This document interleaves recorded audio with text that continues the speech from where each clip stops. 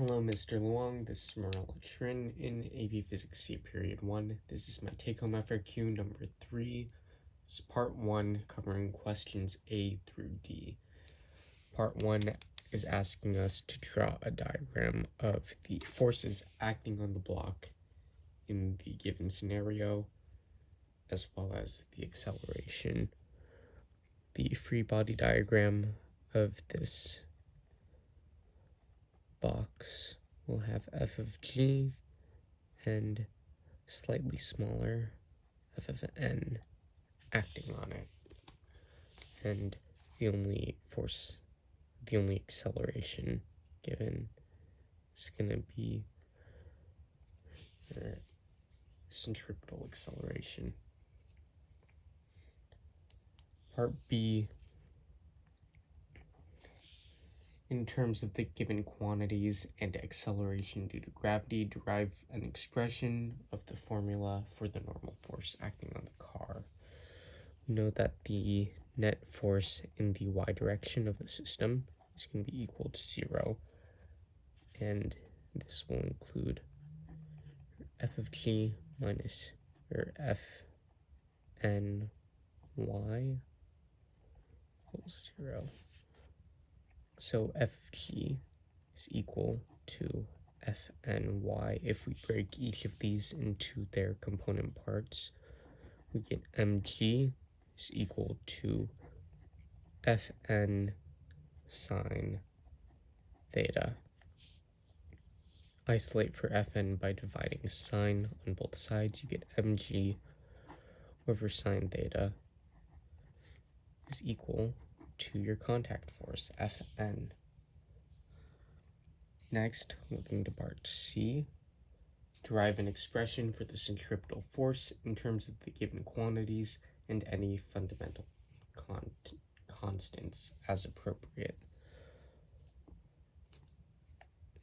We know that f of c is going to be equal to the mass of the object times your centripetal acceleration.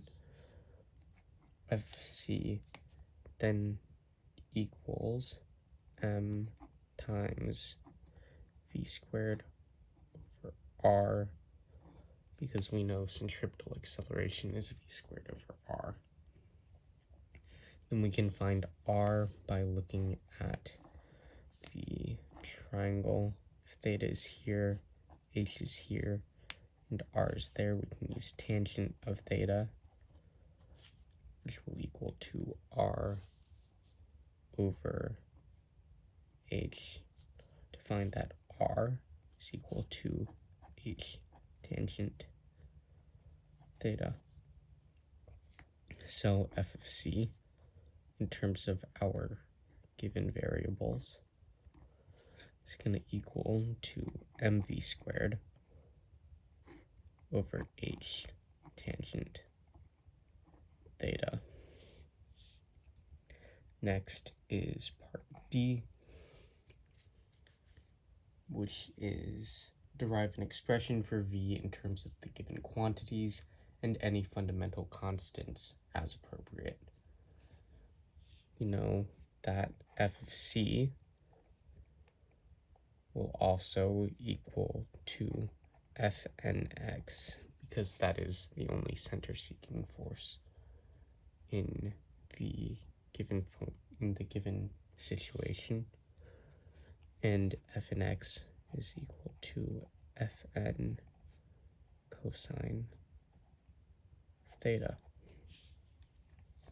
We can set this equal to our other f of c equation, mv squared over h tangent theta, and then we can plug in part b into f of n. So mg over sine theta times cosine theta is going to be equal to mv squared over h tangent theta.